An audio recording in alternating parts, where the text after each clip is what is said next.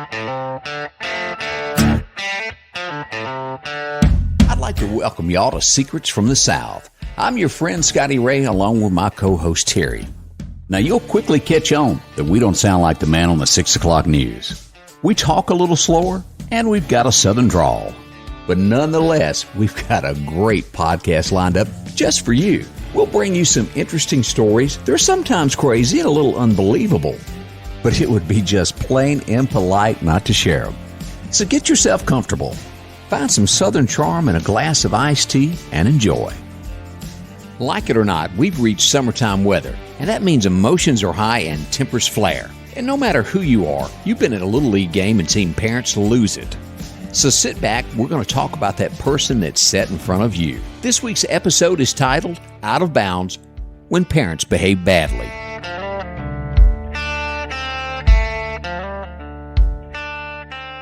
Scotty, did you watch any of the NBA finals? You know, I sort of dropped out on watching sports on television. Did I miss something? No, I mean, don't ask me why, but I am a Golden State fan, and I don't watch any of the games. Is that California? Yeah, and I don't watch any of the games until it gets down to the playoffs, and then I'm all in. I love, Stephen Curry. And I guess the only thing I've watched recently was when Mississippi State won, and I had to watch that. Oh, that my was like, gosh. Wasn't that good? I'm still on cloud nine over that. I mean, I really am. I truly am. In fact, I was there when we won against Notre Dame, and that allowed us to go to the College World Series. That was awesome to be there at that stadium when we sealed the deal on that last game and had a victory. But the reason I was asking is because have you noticed lately that even the fans have gotten a little bit out of hand? And by that I mean that some of them have been starting, there's been a lot of talk about pouring beer and drinks and on the players. It was some baseball game. It may have been a World Series. Somebody threw a drink on somebody, and they just shut the game down and took all the players off as a protest against that. Wouldn't finish the game. It makes you just think. I mean, I think we all get spirited about games. I can only think about when I'm in the football stadium, I am cheering for my team. I mean, I may think we got a bad call. I may think we made a dumb play, whatever else, but as far as just screaming and hollering and that sort of thing, speaking of that ball game, when I was at the baseball game, there was a guy behind me. Everybody just kind of was focused on him. He was just acting a fool. And it just made me think about a conversation that I had with somebody here recently, a couple weeks ago. Their 9-year-old son, his little team, it was a little all-star team, had made it to, had been invited because of the all-stars was being hosted in another location in the state, and it was for all of the all-star teams to play, and the winner of that would advance to regionals. So it was a big thing for you to see if you won the state championship. Well, their team, sounds like a pretty good team, had made it to the championship. And this person is telling me, and this person is not somebody that is very vocal about getting upset about things like that, but just how parents acted. And they had video. I mean, it was almost an outright brawl. So they could back up what they were saying. Oh, my gosh. And it was, and the things that, they were bringing other umpires on the field, and then they had to bring the commissioner, and then you heard all of this banter going back and forth with the parents. And as they're telling me this, they said they felt so sorry for the kids because the kids, particularly on their side, some of them had gotten upset. It was upsetting to them that all of this was taking place. And I thought, what happened to just a good game of ball? Sportsmanship. Man. Yeah, sportsmanship. And so I got to thinking about that, and I just thought, we see examples of just bad behavior all the time now. It's almost like we're numb to the fact that we don't, to your point, we don't act like, have the sportsmanship that we should have. Oh, no, definitely we don't. Used to you shook hands with the players after the game, and I assume that some still do. But it's just got, the umpires are called ugly names, and then people want to get on the field and fight with them. And there's a variety of reasons that we'll get into as to why parents get so upset. But I got to thinking about that, and I thought, I wonder, how a long time ago, and we've seen this with our kids. I mean, your kids played sports, right? Yeah. And my daughter did too. She played softball. She started off playing soccer and then just kind of gravitated. Her strength seemed to be softball. And then we ended up playing travel ball. We have just really kind of set our sports figures. I mean, it's almost like we idolize them. Well, they do. And here is somebody who's speaking who is a sports fanatic. Just like I said about the baseball, going to the baseball games and watching all of those games as we advanced in the College World Series and the football games. And Lord knows we've been on the losing end more so than we've been on the winning end. And I've got my NFL team that I watch. I mean, I get into that. I don't know that we should go as parents in terms of idolizing sports figures. But again, we do. And they're high paid sports figures. $80 million a year nowadays? And even the coaches. Oh, yeah. What does Nick Saban make? Well, I think he's the highest paid college coach there is. Is there any truth to that being in his contract that if somebody makes more than him, they have to match it by at least beat it by $1? I don't know, but I mean, I wouldn't put it past them. But I think about Dylan, about how talented your son is, and give the audience just a little background as to some of his accomplishments. Electrical engineering. He's worked his way through school 8 or 9 years now. He'll have a doctor's degree, and he's had to work his way through. There was But he's gotten all kind of accolades. Oh, right. Works for NASA. Yeah. His pedigree is going to be unbelievable. His resume will be something that will be hard to compete with. But we don't really idolize folks like that can make huge advancements for us in terms of healthcare to engineering. You don't see a lot of those as rock stars. And you never will. It's just the American, it's the way it is. But here. we're so fascinated with sports. And I say that being a sports fanatic. I would raise my hand. But I also think about the impression that we make on our kids and how we behave.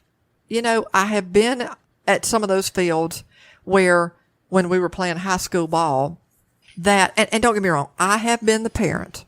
I'm not going to say that I haven't. That felt like, did my kid need to have more playing time? Was that the right position for my kid? You question all those things and you look back on it, but I was never one. I might have been upset about it. Okay.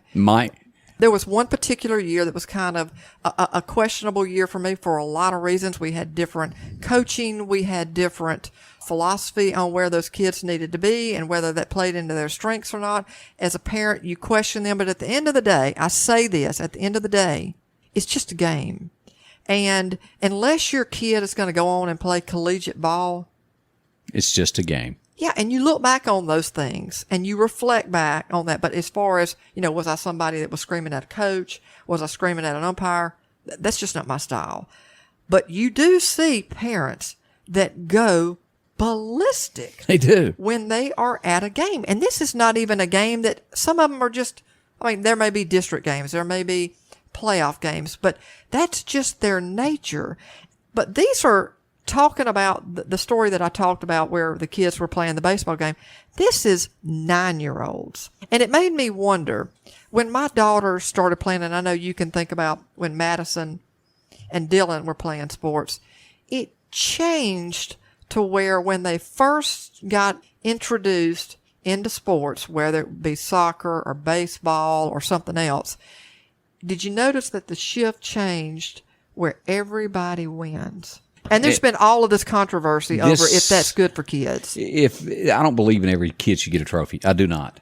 You've got to learn at some point there's winning and losing in life. And they had a segment on this with Real Sports, and they were talking about that. I forgot how many, it was a different state, and that every team got a ribbon. They had to award every kid. Well, I'm sorry, but you and I come from the same belief that there are going to be people that rise to the top and people that are not. And are you teaching your child a lesson for them to think, well, I don't understand why I'm not a winner? There's different ways. You've got to teach your children, in my opinion, that may not be what they excel at. You may be great at this over here. Not everybody is a rock star in sports, and you can't award everybody that. Exactly. So you have that whole different mentality of that we have to award every single kid. And we can't say that there are winners and losers. And I just wonder long term, does that really prepare them for life lessons? Well, what's really scaring me lately is as adults, what's going on in companies, we are getting ready to see a different America. I'm afraid, to where this is going from not only the kids but into the workplace, to where they want everybody to be awarded in the workplace. Have you caught on to this? Yeah, we want to language? homogenize everything. I think back when I start thinking about how some parents behave and how we decided that we weren't going to have any winners or any losers. We're not going to keep score, which makes absolutely no sense to me. I almost wondered, is that done for the purpose of keeping parents at bay?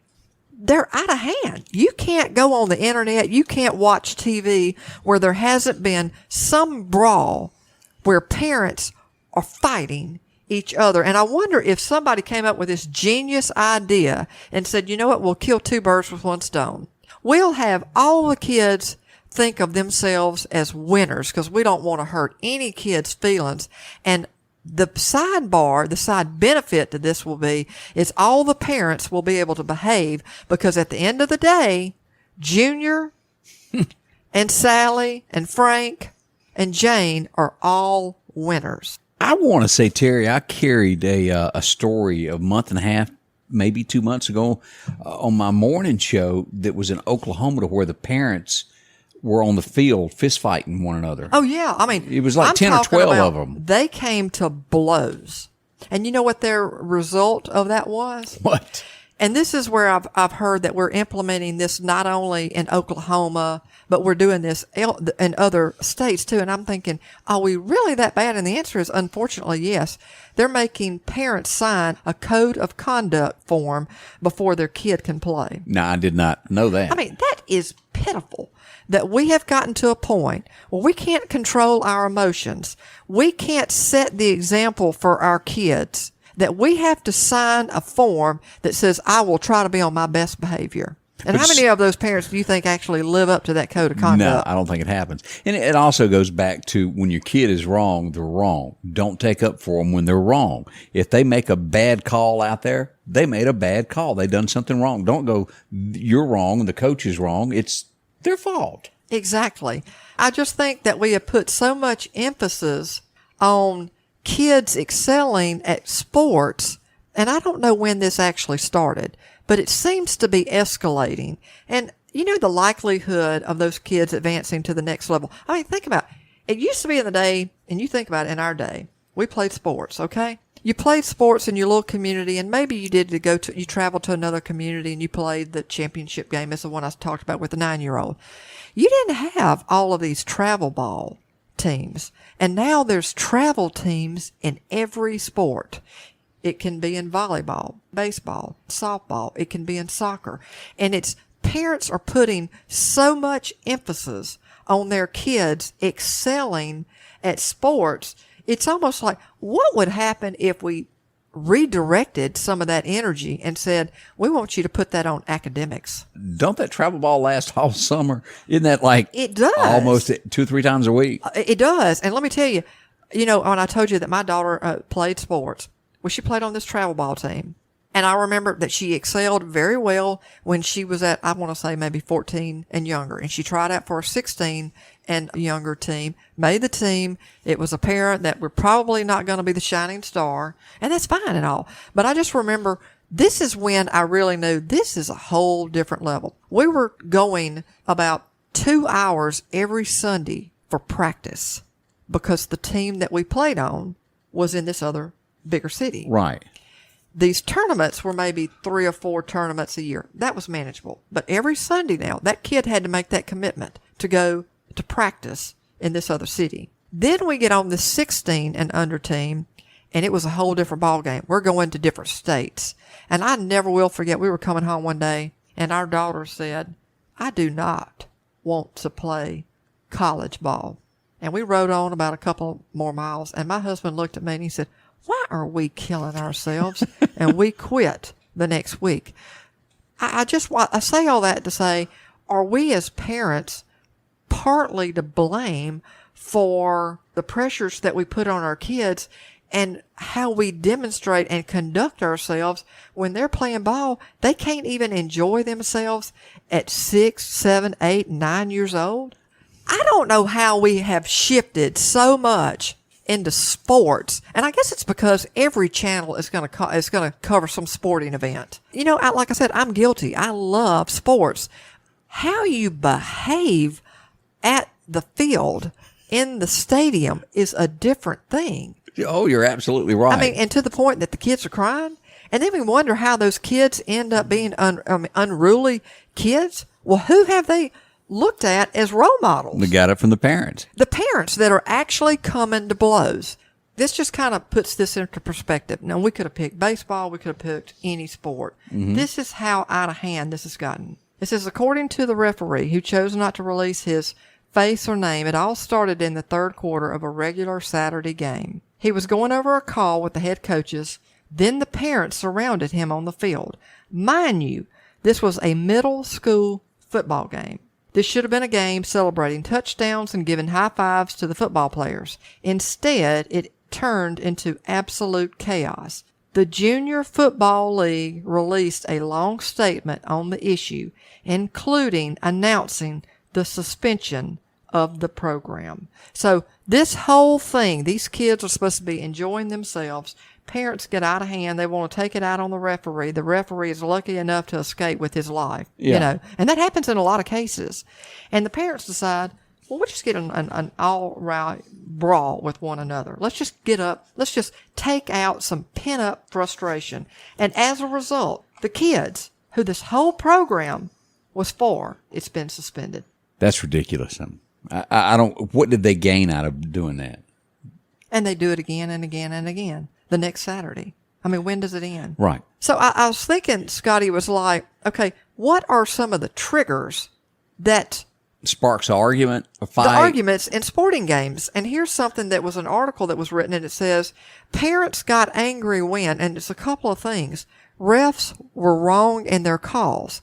Parents get angry when the referee doesn't know or fully understand the game, fails to make a call, or isn't consistent with calls. A bad call from a ref cost us the game, said one parent. And this happens all the time, and I think we have all said, I even said it. You're sitting there, you're watching your team play, as our team was playing in the College World Series, and I heard the words come out of my mouth. Now, again, I'm in the comfort of my own home. That was a terrible call. You yelling at TV. But I'm yelling at the TV. That's the difference of yelling at and I yell at the TV quite often. But I'm yelling at the TV as opposed to screaming that in person. And again, these are kids that are hearing this. But let me ask this. Would you let it slip if you were there? Would you have been caught up in that moment watching the game and let her rip there at the game? No, I really don't. Now, if you watched me at home, you would disown me.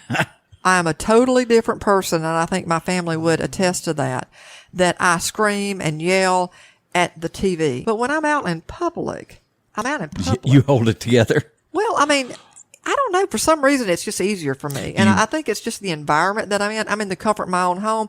I'm not saying that I'm necessarily yelling at the ref, but I mean, I probably am. Yelling in front of your TV is totally different than being out in front of your kids yelling in person or trying to have a scrap with another parent. That's the first one. The other one is coaches didn't give equal playing time to their kids, favored certain players, made inconsistent decisions, or encouraged kids to play rough or illegally. And I've heard that a lot. Now, again, I think that's one thing that we struggle with as parents, that we don't feel like that our kid is getting the fair playing time. And this is something that I think we all struggle with. We all see our kids as being more talented than what they truly might be. Because it's your kid. It's your kid. And so we all want our kids to have their time on the team. The episode of Seinfeld, The Ugly Baby. Exactly. We all see our kids being a superstar and beautiful. I could see that. But again, do you start yelling at the coach? You shouldn't. These coaches, even if you don't like their strategies, they're trying to do the best they can be. But you cannot blame the kids on the field when they act ugly if their parents are in the stands doing as bad or worse than the kid. There's got to be, I don't know what the answer is here, but something, signing the piece of paper, I'm not sure is going to work. I don't think it does. Do you suspend the kid for a week from playing ball if the parent is rude? I just think we go back to our moral compass, and I think that's where we think of, a long time ago, just like we talked about in our episode earlier, there were things that we did a long time ago that we just don't seem to do now. It's just, where are our manners? Correct. They're gone. Yeah, and here's another one. The coach made bad decisions in the game that led to the team losing points or losing the game altogether. It's going to happen. The coach is doing the best they can. Maybe they do make a bad decision. But does it really mean that you as a parent show your rear end to the coach? The bunch do. And then the last one. Other parents were disrespectful to the opposing team. An example of cheering in an obnoxious way, mocking the other team's players, and swearing. One football mom wrote she got angry when a parent was yelling for the boys to make them eat mud. Another participant reported that a parent from the opposing team yelled out for his son to hit and hurt a player from our team. Yeah, that's not right.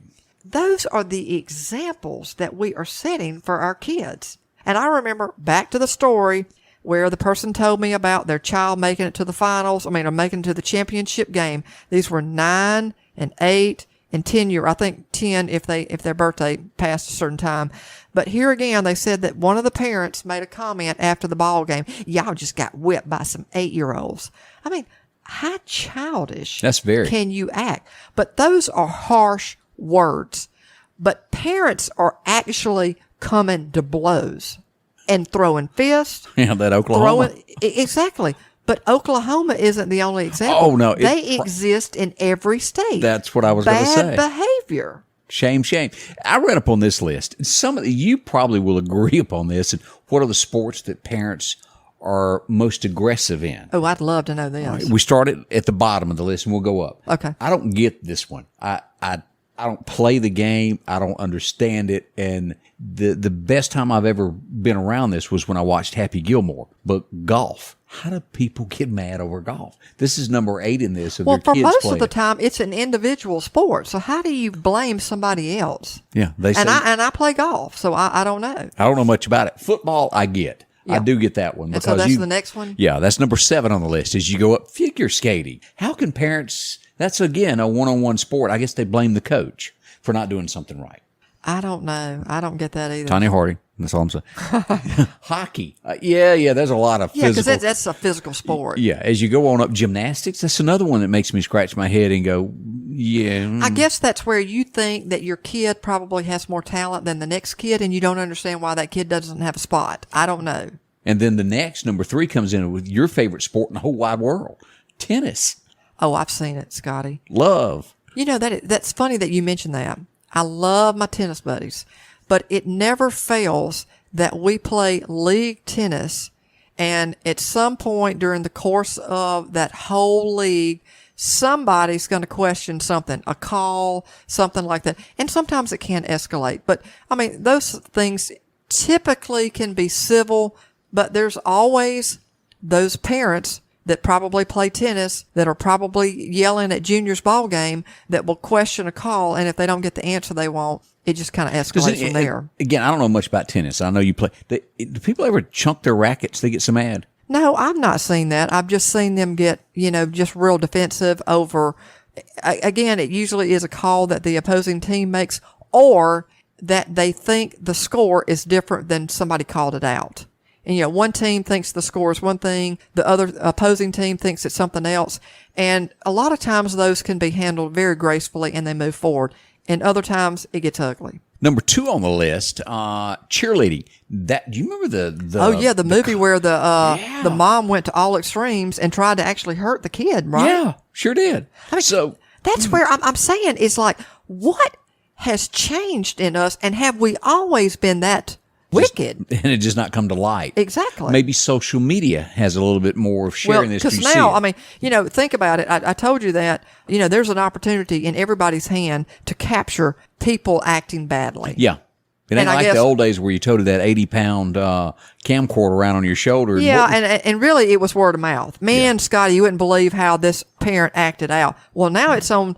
You can record it in no time on your phone, and before you know it, it's on YouTube. Oh, yeah, everybody and their brother's seen it. Exactly. And the number 1 on the list is without a doubt it. And I agree with this one 100%. Baseball is the number one. Well, that's where we see a lot of the brawls. Yep. Is baseball/softball. T-ball. Yeah, all of that exactly kind of falls that. in it together. But I mean, T-ball, you're going to get upset over T-ball? Truly, if you are the parent that is getting that upset over T-ball, think about what that child is going to face and endure with you as they grow up playing sports. And a lot of times they don't want to play it anymore. It's not worth it for mom and daddy to get so upset about. That's true. Back in 1978. It's not fun to them anymore. Back in 78, I got the trophy for most likely to never play again. I was that bad. I mean, really, Scotty? I sucked. There's no other way to word it. I was horrible at it. Yeah, but mom and dad weren't out there throwing a fit either. No. We want our kids to excel at sports. There is nothing that makes us more prouder. But I'm just saying, maybe that is misguided. Maybe we ought to be the parents that spends more time praising our kids on our academics, like you have with Dylan. I mean, look what he may end up doing in his career, but we'll never know it. Because we put too much emphasis. Oh, I thought you were supposed to tell me I was going to die. I was going to say, what, Terry? No, I mean that it won't be publicized in a way that we publicize and that we that you do sports figures. You're 100% right on that. And I just think that there's some lessons learned. If your kids want to go and have fun, and that's why they signed up for sports in the first place, why don't you back down as parents and let them do just that? As a parent, I encourage you to support your kids. Be there with them when they need you. Just don't get out of hand. I think back on my days when I played Little League in Scuba, Mississippi. And let me remind you, I was horrible at Little League. But as I think back, I nearly get a tear in my eye. It was pretty much a given when I stepped to the plate. It was going to be a strikeout. But you know, I'd have given anything to let my dad watch me strike out. Support your kids. We hope you enjoyed our podcast and will continue to listen more. We promise to provide stories that intrigue you, provide a little humor, reflect our heritage and culture, whether it's strange and alarming. Please leave us a review and let us know how we're doing. Let us know whether you liked or disliked. Do you have a story to share? If so, we'd like to hear from you. Please email us at comments@secretsfromthesouth.com and provide a brief description of your story along with contact information, and we'll be in touch. Well, it looks like we've reached the end of another episode, and it's time to dim the lights and close the microphones for the day. Until another download, I'm Scotty Ray, and speaking for Terry, God bless, and we'll see you back next week.